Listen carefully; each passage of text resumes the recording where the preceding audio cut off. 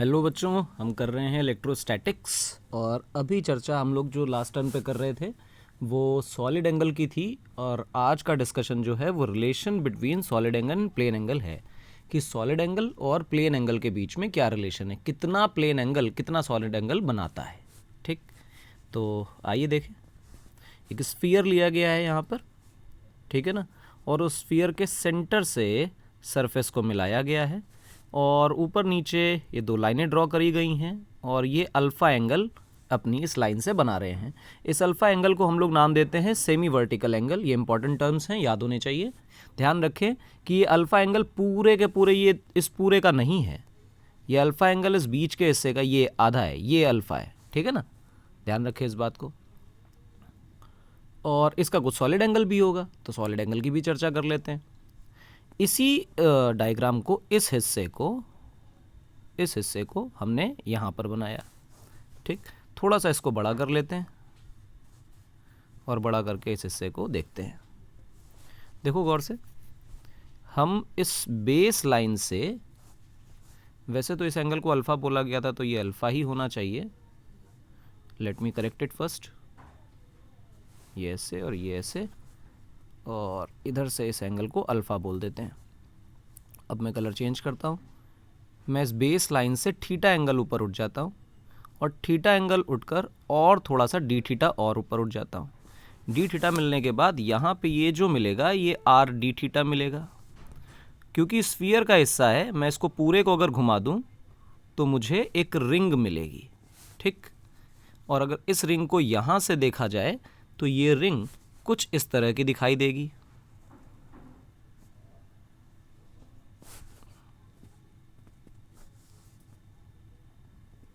मैं बहुत मोटी बना रहा हूँ, वो आर डी थीटा बहुत पतला है तो मोटा बिल्कुल भी नहीं है।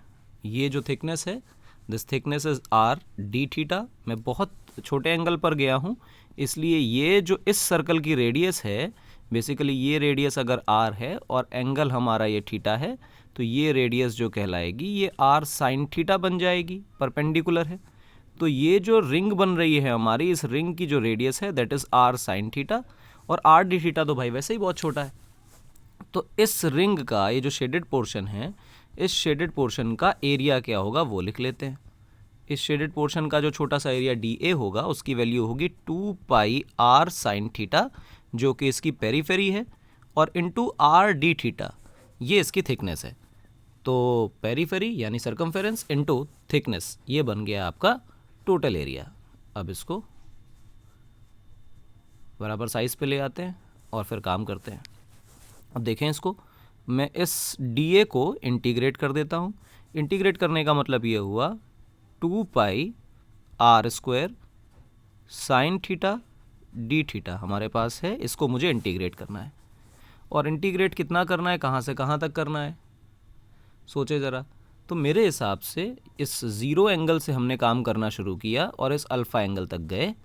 और ऐसा करने पर जब हम इससे थीटा ऊपर जा रहे हैं तो नीचे की रिंग अपने आप बन रही है। देखो सोचो, तो ये छोटी छोटी ऐसी रिंग्स से मिलकर के ये कैप बनी है ना। तो अगर हम इस साइड का एक अल्फ़ा एंगल ही कंप्लीट करें तो नीचे वाला अल्फ़ा एंगल अपने आप कंप्लीट हो जाता है, क्योंकि ऊपर वाली रिंग नीचे से भी तो होके आ रही है। इसलिए ज़ीरो से अल्फ़ा तक हमारा इंटीग्रेशन जाएगा 2 पाई आर स्क्वायर, ये रहा। साइन थीटा का इंटीग्रेशन बेटा माइनस कॉस थीटा होता है, उस माइनस को हटाकर मैं लिमिट को उल्टा कर सकता हूँ, तो मैंने लिमिट्स को रिवर्स कर दिया।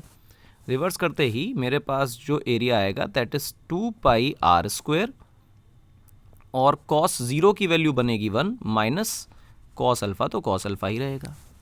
ये बन गया आपका total area. Now come to solid angle. Solid angle जो होता है वो होता है एरिया अपॉन रेडियस का स्क्वायर। और एरिया हमें किसका लेना है, बेसिकली एरिया हमें लेना है कैप का, क्योंकि हमारे पास स्फेरिकल हमने सरफेस ले रखी थी, उस स्फेरिकल सरफेस का कैप का एरिया लिखना है। कैप का एरिया कितना है वो तो अभी हम लोगों ने निकाला है, वो ये लिखा हुआ है, that is 2 pi are square 1 minus cos alpha. और रेडियस कितनी है, तो स्फीयर की रेडियस आर थी, आर स्क्वायर कैंसिल हो गए, तो जो सॉलिड एंगल बन के आया वो सॉलिड एंगल की जो वैल्यू हुई that comes out to be 2 pi 1 minus cos alpha. ये इम्पॉर्टेंट है बहुत ज़्यादा, ये रिलेशन याद रखना, बहुत सारे बड़े बड़े सवालों को चुटकियों में सॉल्व करवा देता है ये। अच्छा सवाल है, ठीक।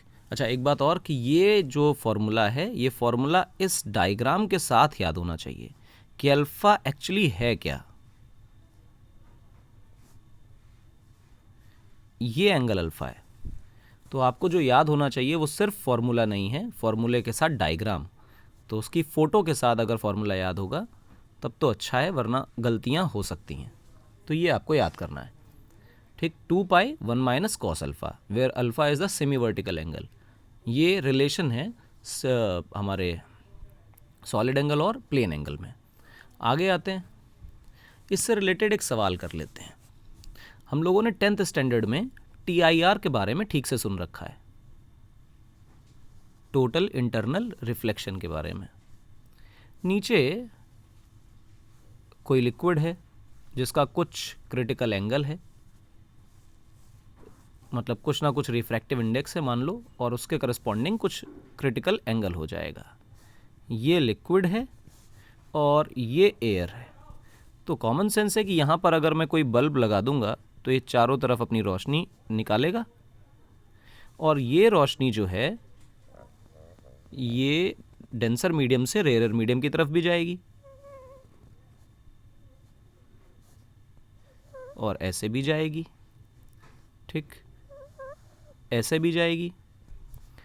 हम क्या कर रहे हैं, हम सिर्फ आपको 2 लाइनें दिखा रहे हैं ऐसे, ठीक। और ये कह रहे हैं कि अब ये जो लाइन है ग्रेस करने लग गई। ग्रेस करने का मतलब कि सरफेस पर ही चलने लग गई, इसका रिफ्रैक्शन नहीं हुआ, ये ग्रेस कर रही, दूसरे मीडियम में गई ही नहीं, ये इंटरफेस पे ही चलने लगी। और ऐसा होने पर ये जो एंगल है ये 45 पाया गया। लेट अस से कि ये एंगल 45 है। तो कॉमन सेंस है कि इसके बाद की जो रेज होंगी उन सब का TIR हो रहा होगा, और जो ये 45 डिग्री का एंगल है ये क्रिटिकल एंगल होगा। एकदम सिंपल सी चीज़ है, कुछ टफ नहीं है इसमें। और ऐसा एक सर्कुलर टाइप का एरिया बन जाएगा इस पूरे अपने पानी के ऊपर, जिस एरिया के अंदर से तो लाइट बाहर आ रही होगी, बाकी कहीं से भी लाइट बाहर नहीं आ रही होगी, क्योंकि इसके बाद से तो ग्रेज होने लगा और उसके बाद से TIR होने लगा, तो बाहर लाइट आएगी नहीं। तो ये वो रीजन है जो कि चमक रहा है, ब्राइट है, ठीक, ब्राइट रीजन। ये वो ब्राइट रीजन है जो कि खूब शानदार तरीके से चमक रहा है। और पूछा जाए कि भाई बताओ कि कितना एरिया चमक रहा है, तो कितना एरिया चमक रहा है ऐसा सवाल पूछा जाता है। ऐसा नहीं कि ये सवाल नहीं पूछा जाता। तो भाई अगर टोटल हाइट जहाँ बल्ब मेरा सिचुएटेड है ये h है, तो ये जो रेडियस निकलेगी ये h साइन 45 निकलेगी, और ये हो जाएगी हमारे सर्कल की रेडियस। तो पाई r square is the area जो कि चमक रहा होगा, ठीक है। अगर मैं कहूं कि बल्ब मेरा 100 वॉट पावर का है, 100 वॉट पावर का है, तो उससे 100 वॉट पावर लगातार एमिट हो रही है। बाहर कितनी आ रही है कोई जानकारी नहीं है। कितनी पावर बाहर आ रही है ये अगर पूछा जाए, अगर मेरा ऑब्जर्वर यहाँ पर खड़ा है तो कितनी पावर इस ऑब्जर्वर के पास आ रही है, तो मेरे हिसाब से उतनी ही पावर इस ऑब्जर्वर के पास आ रही है जितनी इस सर्कुलर रीजन से बाहर आ रही है, एयर में आ पा रही है। तो हम ये कह सकते हैं कि अगर सॉलिड एंगल 4 पाई होता,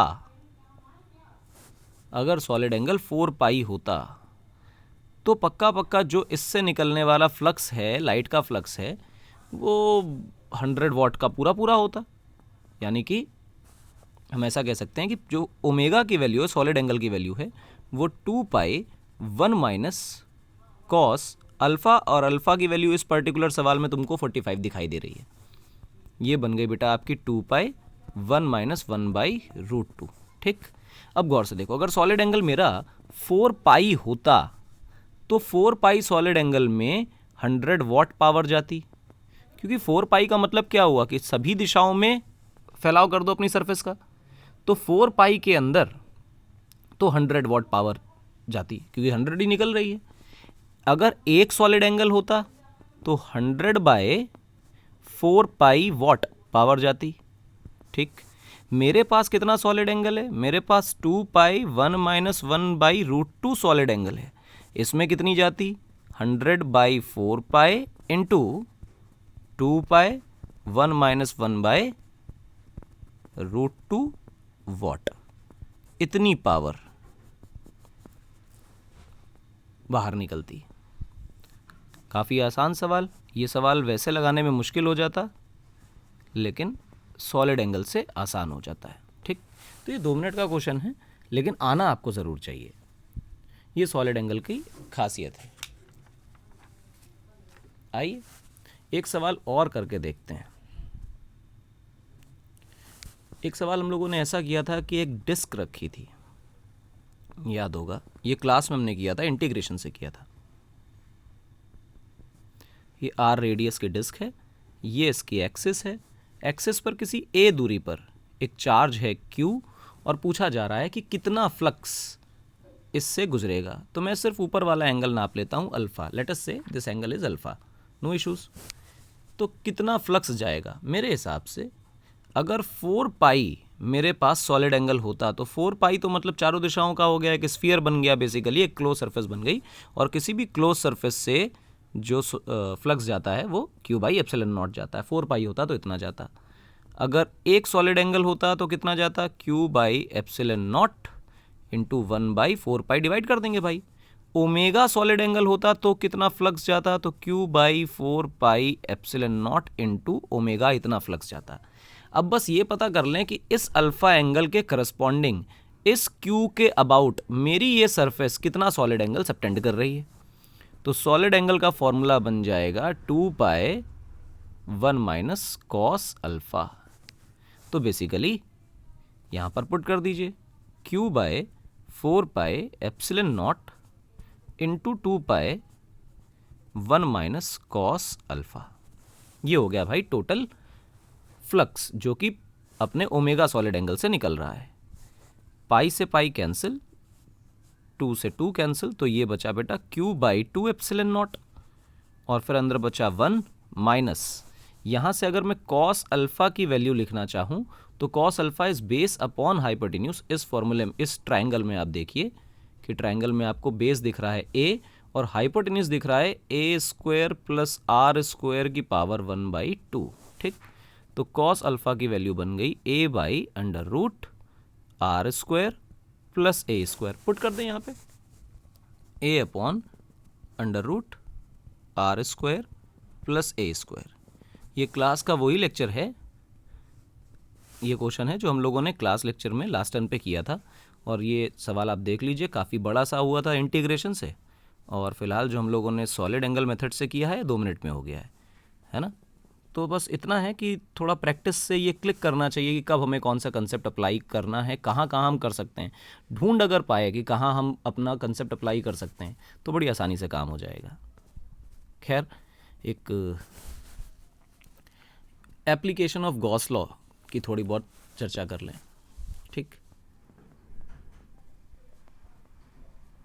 application of Gauss's law.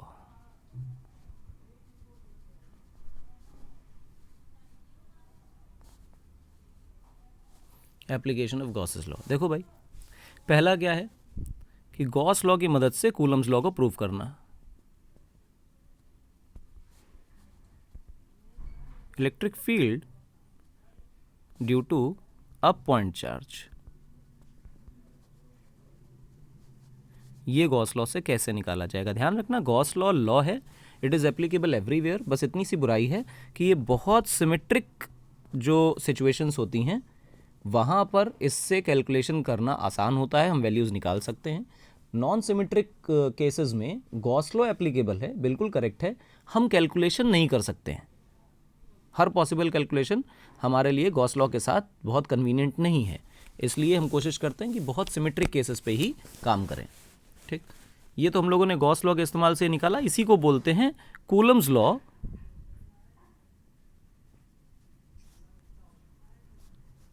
From Gauss's law.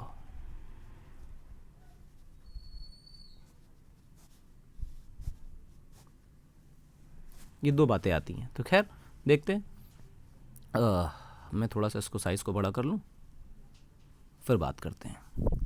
Let's say मेरे पास एक पॉइंट चार्ज है Q, ठीक। इस Q को सेंटर मानते हुए, और इसकी वजह से इलेक्ट्रिक फील्ड बेसिकली निकालनी है, मैं एक स्फीयर ड्रॉ कर रहा हूँ, ठीक। और इस स्फीयर का जो सेंटर है वो मेरा यही चार्ज है।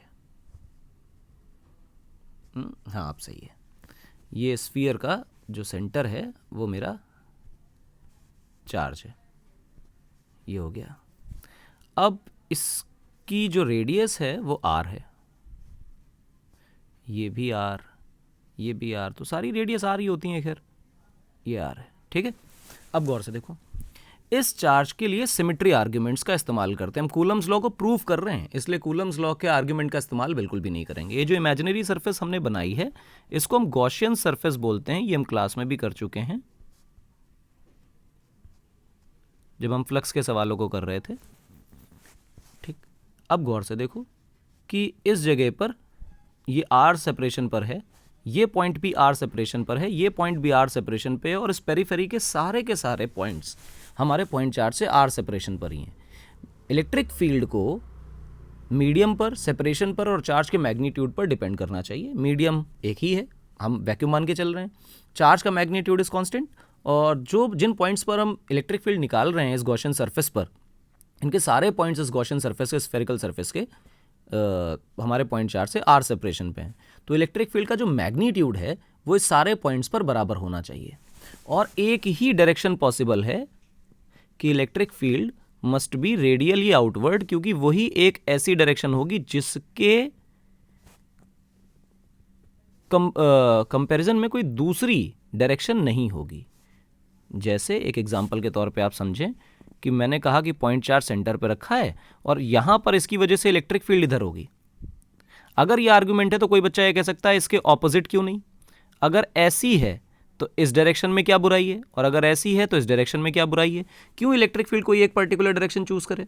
तो इलेक्ट्रिक फील्ड सिमेट्री आर्गुमेंट, ये फिजिक्स की सिमेट्री है, सारी फिजिक्स ऐसे सिमेट्रिकल केसेस से ही चलती है, नेचर की सिमेट्री कभी नहीं बिगड़ती। तो ये जो सिमेट्री है ये ऐसी है कि अगर कोई भी चैलेंजिंग डायरेक्शंस आ जाती हैं, एक जैसी दो डायरेक्शंस आपके सामने पॉसिबल हों, तो हमारी इलेक्ट्रिक फील्ड, हमारे लाइट का प्रोपेगेशन, हमारे साथ किसी भी तरह की फील्ड का जो प्रोपेगेशन है या फैलाव है, वो उस किसी भी डायरेक्शन में नहीं हो सकता जिसके लिए उसके आइडेंटिकल कोई दूसरी डायरेक्शन अवेलेबल हो। अब आप रेडियल डायरेक्शन को ड्रॉ करें तो रेडियल डायरेक्शन का कोई भी कंपटीटर नहीं है, एक ही परपेंडिकुलर हो सकता है सरफेस पे। तो जो इलेक्ट्रिक फील्ड की डायरेक्शन हो सकती है वो सिमेट्री आर्गुमेंट ये कहते हैं, ये फिजिक्स की सिमेट्री है, ऐसा ही होता है। जो इलेक्ट्रिक फील्ड होगी वो रेडियल आउटवर्ड डायरेक्शन में ही होगी, क्योंकि एक ही डायरेक्शन ऐसी है जिसके लिए कोई कॉम्पिटिटर नहीं है। ठीक, तो हर जगह ई ई ई, और मैं अब लगाता हूं गॉस लॉ। गॉस लॉ लगाऊंगा तो लिखूंगा closed integral E dot D A that is equal to Q enclosed by epsilon naught. मैं मान के चल रहा हूं कि इस पूरे रीजन में कोई दूसरा चार्ज नहीं है। ठीक, गौर से देखो, एरिया वेक्टर रेडियली आउटवर्ड होता है, आउटवर्ड नॉर्मल जिसको हम बोलते थे क्लोज सरफेस का, तो वो तो रेडियली आउटवर्ड ही बनेगा, आउटवर्ड नॉर्मल। तो गौर से देखो, इलेक्ट्रिक फील्ड और एरिया वेक्टर बाहर की दिशा में ही है और एक ही दिशा में है। इसका मतलब ये हुआ कि डॉट प्रोडक्ट जो है वो सिंपल ई इंटू ए में कन्वर्ट हो जाएगा, क्योंकि डॉट का कोई केस नहीं रहेगा, cos 0 1 होता है। तो मैं ई, और ई हर एक पॉइंट पे बराबर है तो इंटीग्रेशन के बाहर ले सकता हूं। इस क्लोज सरफेस के एरिया का इंटीग्रेशन भी लिख सकता हूं। ठीक, अब ये क्लोज सरफेस के एरिया का इंटीग्रेशन करोगे तो भाई है तो स्फीयर, तो बनेगा बेटा 4 पाई आर स्क्वायर, तो ये बन गया Q by epsilon not. Electric field की क्या वैल्यू आएगी? इलेक्ट्रिक फील्ड की जो वैल्यू आएगी that value will come out to be Q by 4 pi epsilon naught R square, और यही हम लोगों ने कूलम्स लॉ से सीखा था। ठीक, तो this is the proof of Coulomb's law from Gauss's law, या फिर ये कह लें कि electric field due to a point charge using Gauss's law. ठीक, तो ध्यान रखें। अच्छा, कई बच्चे और कई जगह ऐसा भी होता है कि ये बता दिया जाता है कि देखो गॉस लॉ, कूलम्स लॉ के हिसाब से तो इलेक्ट्रिक फील्ड के क्यू बाई आर स्क्वायर होती थी, तो उसका मतलब ये कि आर सेपरेशन पे इलेक्ट्रिक फील्ड बराबर ही रहेगी। हाँ वो सही है, लेकिन अगर हम कूलम्स लॉ को प्रूफ ही कर रहे हैं तो उसके किसी आर्ग्यूमेंट का इस्तेमाल गॉस लॉ में नहीं कर सकते।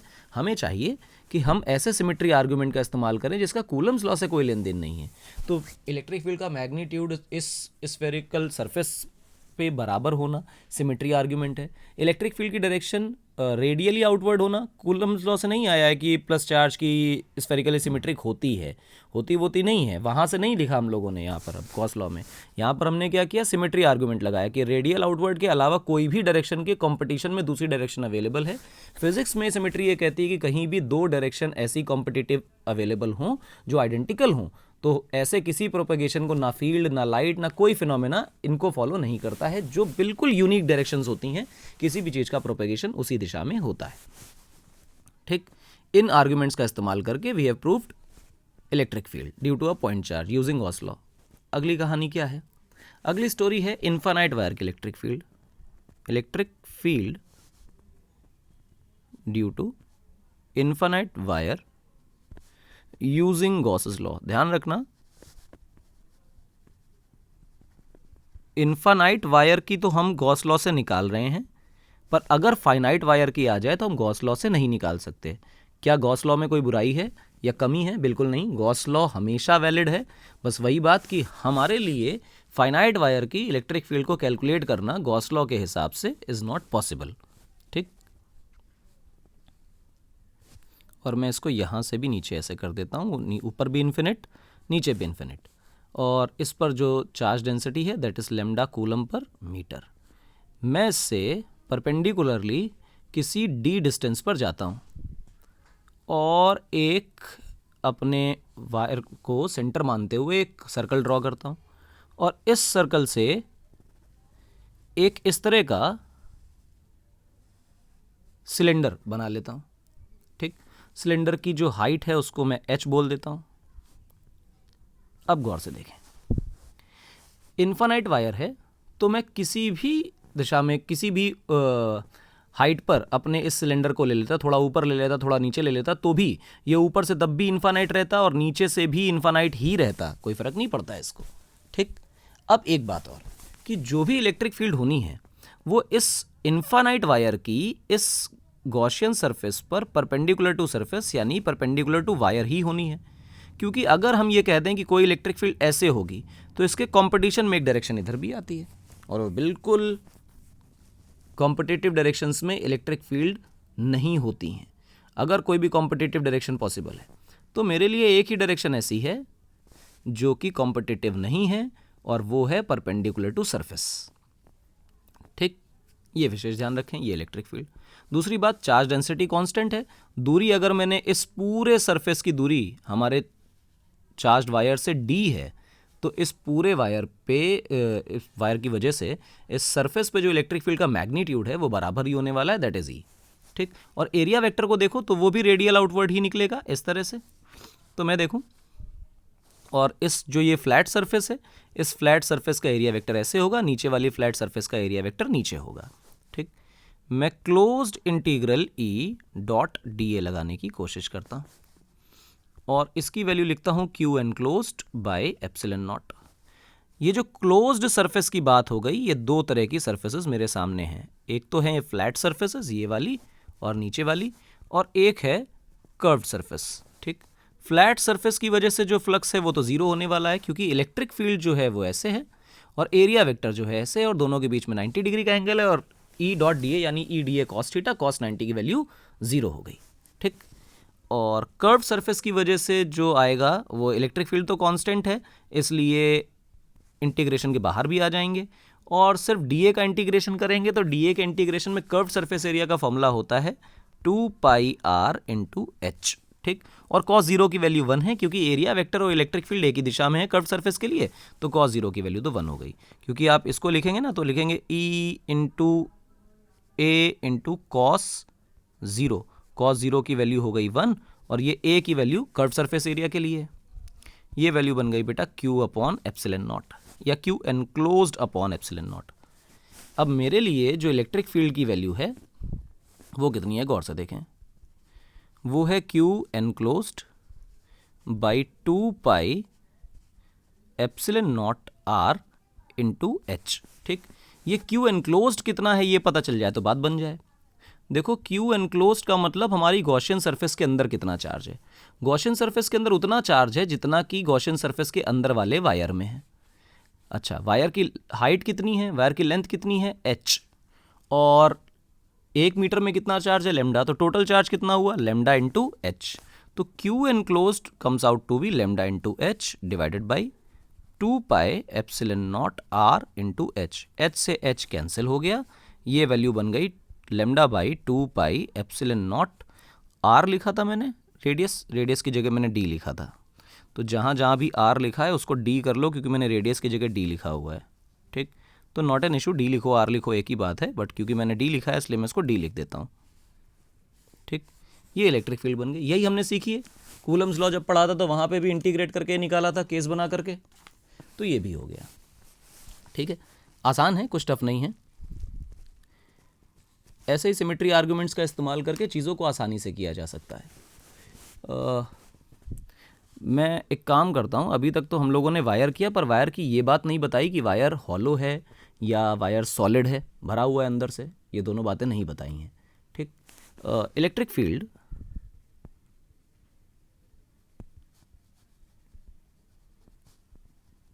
ड्यू टू हॉलो वायर, और हॉलो वायर की जगह लिखना चाहिए हॉलो इनफाइनाइट वायर। मेरा वायर इनफाइनाइट ही है जैसे पहले था ये, लेकिन ये वायर इस बार हमने हॉलो कर दिया है, क्योंकि पहले तो बताया ही नहीं था कि वो सॉलिड है या हॉलो है। इस बार हम बताकर कर रहे हैं कि देखो अगर वायर हॉलो हो तो क्या करें। हॉलो हो तो दो केसेस बनते हैं, एक वायर के अंदर और एक वायर के बाहर। ठीक, तो मान लो कि मेरा वायर ऐसा है, दिस इज सिलेंड्रिकल वायर, और ये नीचे भी इन्फिनिटी तक जा रहा है और ऊपर भी इन्फिनिटी तक जा रहा है। ठीक है, और इस वायर की जो रेडियस है वो कैपिटल आर है। मैं पहला केस बताता हूं कि small R is less than capital R, मतलब जिस दूरी पर हम रहेंगे, जिस दूरी पर इलेक्ट्रिक फील्ड निकालेंगे, उस दूरी पर जो वो दूरी है वो आर से कम होगी। आर से कम होने का एक मतलब है कि हम कहीं अंदर ही वायर के बैठे हुए हैं। इसका मतलब ये हुआ कि मैं इस सेंटर से किसी स्मॉल आर सेपरेशन पे हूँ। देखो जब मैं अंदर रहूँगा तो small R is smaller than capital R. मैंने ऐसी एक गॉसियन सरफेस बनाने की कोशिश करी। ये गॉसियन सरफेस से क्या होगा, इससे इलेक्ट्रिक फील्ड निकलेगी। अब गौर से देखो, इसके लिए मैं इस्तेमाल करता हूँ closed integral E dot D A. इसकी वैल्यू क्या बनेगी, Q enclosed by epsilon not. अब आप देखो गौर से कि ये दो हिस्सों में टूट जाएगा। जो क्लोज सरफेस है ना वो दो हिस्सों में टूटेगी, एक तो ये कर्व्ड सरफेस में टूटेगी और एक फ्लैट सरफेस में टूटेगी। ठीक है, अब आप देखो गौर से, कर्व्ड हो चाहे फ्लैट हो, क्यू एनक्लोज्ड कितना होने वाला है, क्यू एनक्लोज्ड होने वाला है 0, क्योंकि अगर ये वायर है और वायर हॉलो है तो जो भी चार्ज मैंने दे रखा है वो वायर की सरफेस पर रहेगा, और क्योंकि सिर्फ चार्ज वायर की सरफेस पर है तो उसके अंदर कितना चार्ज है, कुछ नहीं। तो जहां हमने गॉसियन सरफेस ये बना रखी है इसके अंदर कितना चार्ज रहेगा, इसके अंदर तो कुछ भी नहीं रहेगा, और जब इसके अंदर कुछ भी नहीं है तो बात ही खत्म हो गई। ठीक, अब गौर से देखो, हम ये भी कह सकते हैं सिमेट्री से कि अगर इसकी कोई भी इलेक्ट्रिक फील्ड इन इनफाइनाइट वायर्स, जैसे मैंने हॉलो एक वायर बनाया ना, इस हॉलो वायर को बहुत सारे टुकड़ों में तोड़ लीजिए लंबे लंबे, तो ये इनफाइनाइट वायर्स बनेंगे। वो सब इनफाइनाइट वायर की इलेक्ट्रिक फील्ड जो भी हो सकती है वो ऐसी ही हो सकती है, इस दिशा में या इस दिशा में या इस दिशा में या इस दिशा में। ठीक है ना, मतलब परपेंडिकुलर टू कर्व सरफेस ही हो सकती है। फ्लैट की वजह से तो आराम से हमें दिखाई दे रहा है कि इलेक्ट्रिक फील्ड 0 ही आने वाली है। ठीक, जो फ्लक्स है वो 0 होने वाला है, और जो इसकी वजह से होगा वो कितना होगा, E इंटू 2 पाई छोटा r। ठीक, और अगर मैं इस हाइट को, अपने गॉसियन सरफेस की हाइट को h बोल दूं तो 2 pi r h, and that would be equal to 0। यहाँ से इलेक्ट्रिक फील्ड निकल के आती है 0, क्योंकि 2 पाई आर एच तो 0 नहीं हो सकता, तो इलेक्ट्रिक फील्ड 0 निकल के आती है। यानी कि अगर हम किसी हॉलो वायर के अंदर चले जाएं, हॉलो वायर है, चार्ज है, कोई दिक्कत नहीं, लेकिन अगर हम अंदर चले जाएंगे तो अंदर जाने पर जो इलेक्ट्रिक फील्ड होगी वो ज़ीरो हो जाएगी। और ये खास बात है कि आपके चारों तरफ कोई कंडक्टिंग मटेरियल है और आप कंडक्टिंग मटेरियल के अंदर बैठे हैं, तो कंडक्टिंग मटेरियल के अंदर कोई इलेक्ट्रिक फील्ड नहीं होगी। इसी को हम आगे चल के जब शेल वगैरह पढ़ेंगे तो उसमें हम इलेक्ट्रोस्टैटिक शील्डिंग करके पढ़ेंगे। ठीक, अंदर तो फील्ड ज़ीरो निकल आई। अब चर्चा सेकंड केस की। सेकंड केस क्या है? When small R is greater than R, मतलब अब मुझे वायर के बाहर जाना है, तो वायर के बाहर आ जाते हैं, सेंटर से एक स्मॉल आर सेपरेशन का रेडियस लेते हैं और फिर से एक सिलेंडर बनाते हैं। बस ये सिलेंडर जो है वायर के बाहर होना चाहिए। ये बना लिया। अब वही सिमेट्री आर्गुमेंट्स की इलेक्ट्रिक फील्ड जो है वो तो ऐसे होने वाली है और किसी कीमत पर इसके अलावा इलेक्ट्रिक फील्ड नहीं हो सकती। बाकी सारी इलेक्ट्रिक फील्ड के लिए जो दिशाएं हैं वो कॉम्पिटिटिव हैं और कॉम्पिटिटिव दिशाओं में इलेक्ट्रिक फील्ड नहीं होती। ये एरिया वेक्टर हो गया फ्लैट सरफेस का और इसी दिशा में एरिया वेक्टर हो गया कर्व सरफेस का। तो मैं close integral E dot D A लगाता हूँ जिसकी वैल्यू बन जाएगी बेटा Q enclosed by epsilon naught. ये दो हिस्सों में टूटेगा, एक बेटा टूटेगा फ्लैट में और एक टूटेगा कर्व्ड में। फ्लैट की वजह से फ्लक्स ज़ीरो ही होगा क्योंकि एरिया वेक्टर ऊपर की तरफ है, इलेक्ट्रिक फील्ड इधर की तरफ है, बीच में 90 डिग्री का एंगल है, परपेंडिकुलर होने पर फ्लक्स ज़ीरो हो जाता है। कर्व्ड की वजह से अगर हमें लिखना हो तो हमें लिखना चाहिए इलेक्ट्रिक फील्ड की वैल्यू ई लिख लेते हैं क्योंकि जो आर सेपरेशन है वो वायर से बिल्कुल, ये जो गॉसियन सरफेस हमने बनाई ये ग्रीन वाली, इसको देखो तो वायर से बिल्कुल बिल्कुल सिमेट्रिक दूरियों पर हैं, तो जो इलेक्ट्रिक फील्ड इस कर्व्ड सरफेस एरिया पर आने वाली है वो बराबर ही आ सकती है, सिमेट्री ऐसा कहती है। और इसके बाद इसका अगर हम टोटल एरिया लिखें तो 2 पाई इंटू स्मॉल आर और फिर टोटल हाइट जो मैंने ली है उसको मैं h बोल देता हूँ। तो लेटस से कि इसकी जो हाइट है वो h है। ठीक, ये h बराबर क्यू एनक्लोज्ड। क्यू एनक्लोज्ड की जगह क्या लिखें? क्यू एनक्लोज्ड की जगह हम लिख सकते हैं charge density lambda into height h bye epsilon not. आप देखें तो आपको दिखाई देगा कि h से h कैंसिल हो गया और जो इलेक्ट्रिक फील्ड की वैल्यू निकल के आई वो इलेक्ट्रिक फील्ड की वैल्यू निकल के I lambda by 2 pi epsilon naught और फिर ये r की जगह अभी हम लोगों ने d प्रूव किया था और फिलहाल मैंने आर लिख दिया, तो कोई दिक्कत नहीं है, एक ही चीज़ है, वो सेपरेशन के लिए इस्तेमाल हो रहा है, तो सिंबल्स अलग हैं, कहानी एक ही है। और यही तो अभी हमने प्रूफ किया था, यानी कि इलेक्ट्रिक फील्ड अगर मैं वायर के बाहर निकाल रहा हूँ तो वो अंदर से हॉलो है कि नहीं इस बात से कोई फ़र्क नहीं पड़ता। इसीलिए जब वायर इन्फाइनाइट वायर की इलेक्ट्रिक फील्ड निकाली जाती है तो हम इस बात को बोदर नहीं करते हैं कि अंदर से वो हॉलो है सॉलिड है। बाहर की इलेक्ट्रिक फील्ड पे कोई फ़र्क नहीं पड़ता, जो कुछ भी फ़र्क पड़ता है वो अंदर की इलेक्ट्रिक फील्ड पर पड़ता है। यानी कि अगर मैं इलेक्ट्रिक फील्ड और सेपरेशन उसके सेंटर से जो नापा जा रहा है उसका ग्राफ अगर मैं प्लॉट करने की कोशिश करूं ई और आर का, तो ये उसका सेंटर है। ठीक, ये सेंटर है क्योंकि मैंने सारी दूरियां वायर के सेंटर से नापी थी, इस बात को विशेष ध्यान रखना है। जहां तक आर बराबर कैपिटल आर है, वायर की रेडियस है, वहां तक तो कोई इलेक्ट्रिक फील्ड ही नहीं थी। हॉलो के केस में इलेक्ट्रिक फील्ड वो ज़ीरो और फिर इसके बाद जो इलेक्ट्रिक फील्ड है वो 1/r से फॉल करती है। ठीक, ये इलेक्ट्रिक फील्ड का ग्राफ है हॉलो वायर के लिए। अब हॉलो वायर की जगह पे आपको क्या करना है? हॉलो वायर की जगह एक नया केस आ जाएगा, सॉलिड वायर। तो हम लिख लेते हैं electric field E field due to solid uniformly charged cylinder. ठीक, अंदर और बाहर दोनों ही जगह इसके लिए भी निकालना होगा। जितनी गंदगी मैंने पहले मचा दी थी उतनी गंदगी इस बार नहीं करूँगा। उम्मीद है कि आप लोग इसको अपने आप समझेंगे। मानो कि ये एक इन्फाइनाइट सॉलिड सिलेंडर है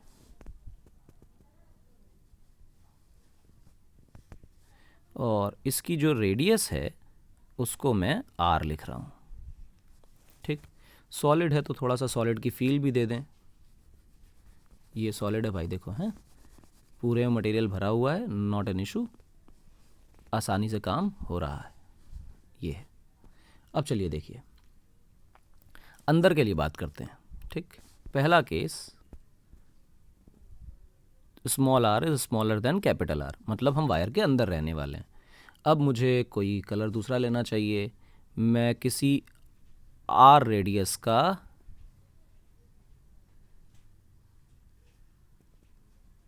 ये देखो स्मॉल आर रेडियस का एक ये सिलेंडर बनाता हूँ। अब गौर से देखना बेटा, क्योंकि ये सॉलिड सिलेंडर में कन्वर्ट हो चुका है, सॉलिड सिलेंडर के लिए अब आप रो डिफाइन करने वाले हैं, लेमडा तो डिफाइन नहीं कर सकते, है ना।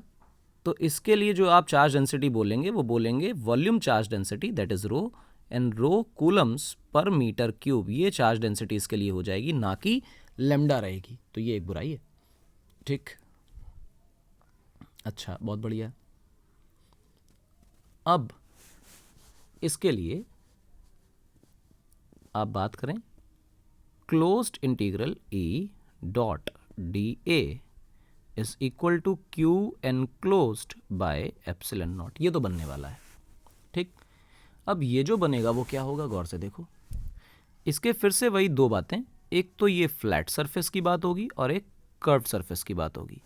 सिमेट्री ये कहती है कि जो इलेक्ट्रिक फील्ड हो सकती है वो परपेंडिकुलर टू सरफेस ही होगी, कोई दूसरा direction is not possible.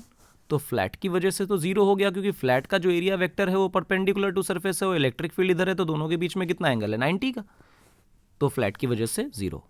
Curve surface area की वजह से इलेक्ट्रिक फील्ड तो देखो कांस्टेंट ही आने वाली है सरफेस पे, एंड 2 पाई स्मॉल आर, और अगर मैं अपने इस सिलेंडर की लेंथ को एल या एच कुछ भी कह दूँ, चलो एल लिख दिया मैंने तो एल ही बोल देते हैं, अभी तक हम एच लेके चल रहे थे, तो 2 पाई आर एल कर दें। अब ये वैल्यू हो गई क्यू एनक्लोज्ड की।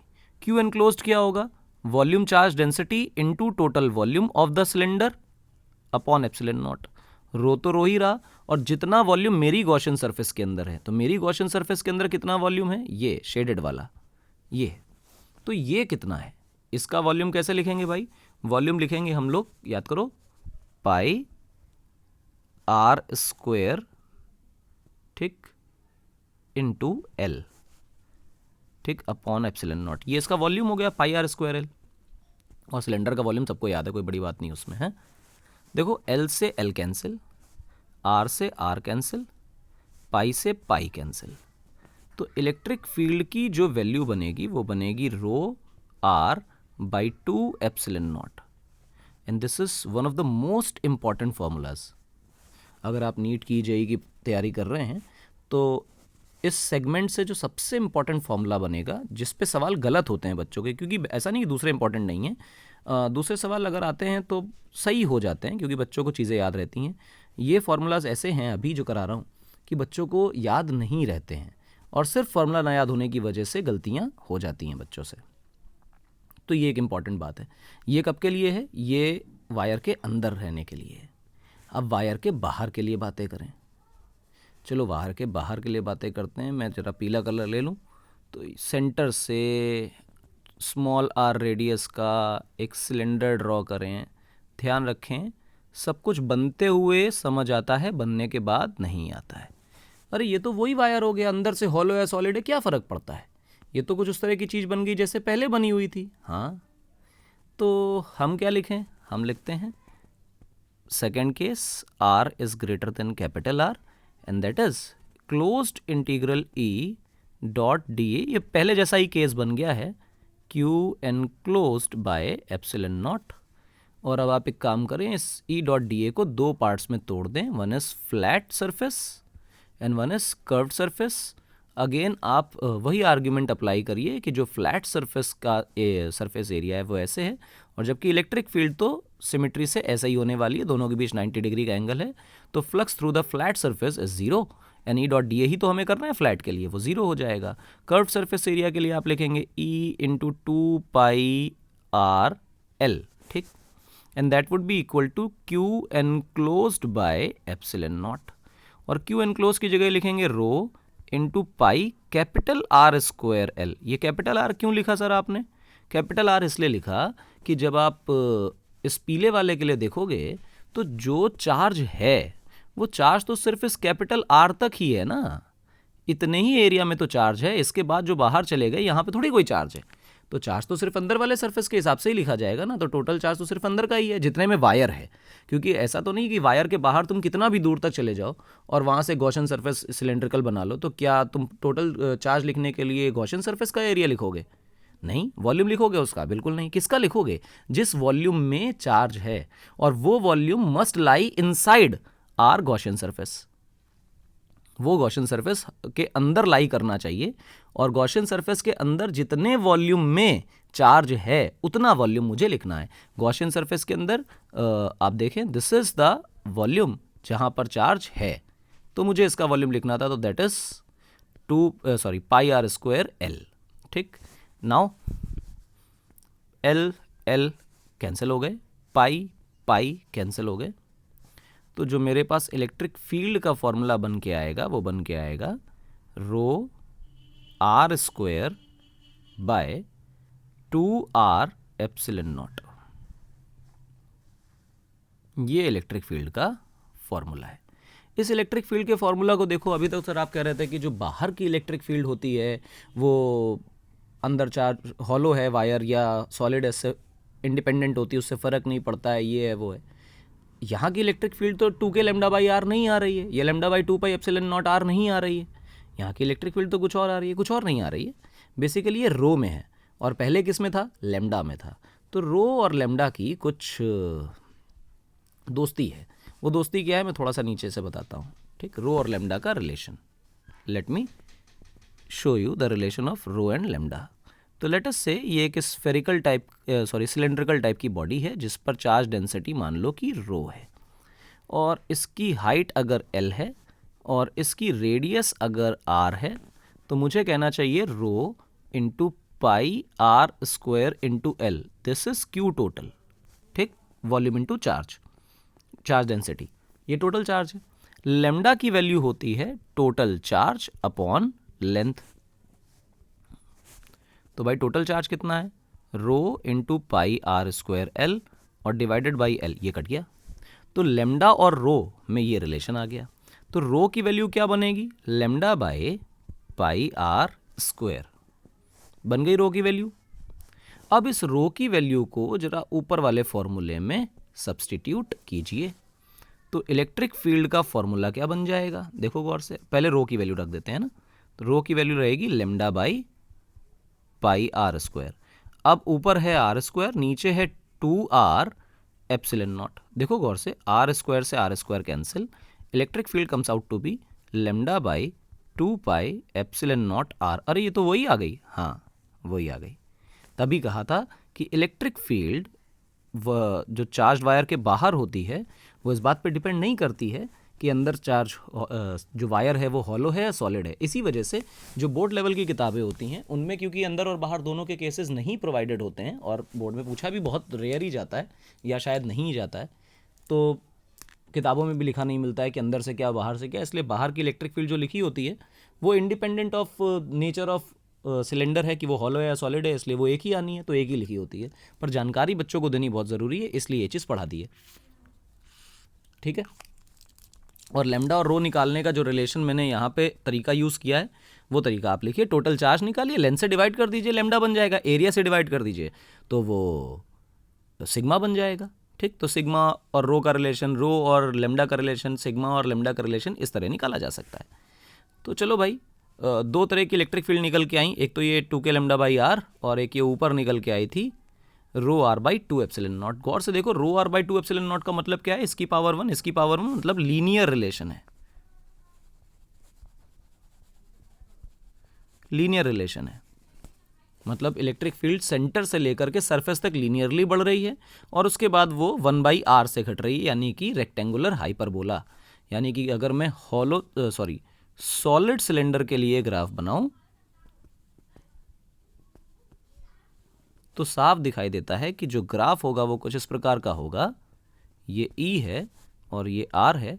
यहाँ पे R की वैल्यू कैपिटल R के बराबर हो जाती है, मतलब यहाँ पर सरफेस पर हम आ गए हैं, ओरिजिन से चालू हो रहे हैं क्योंकि ओरिजिन पर 0 इलेक्ट्रिक फील्ड थी और ये स्ट्रेट लाइन रिलेशन था, और यहाँ से ये 1 बाई आर का रिलेशन फॉलो कर रहा है। मैं यहाँ लिख देता हूँ स्ट्रेट लाइन। ठीक, ये इलेक्ट्रिक फील्ड का ट्रेंड है, ये इलेक्ट्रिक फील्ड का बढ़ने और घटने का तरीका है सॉलिड सिलेंडर में। आई होप इतना मोर देन सफिशिएंट है, इसको आप करिए और जब तक आप इसको कंप्लीट करेंगे इसके बाद मैं अगले टर्न पे मिलूंगा, अगले लेक्चर में मिलूंगा electric field due to infinite sheet using Gauss law के साथ। ठीक, तो इन्फानाइट शीट की इलेक्ट्रिक फील्ड निकालेंगे। फिलहाल इसको देखिए, 2 बार देखिए ताकि आपको अच्छे से रिवाइज हो जाए। ठीक है।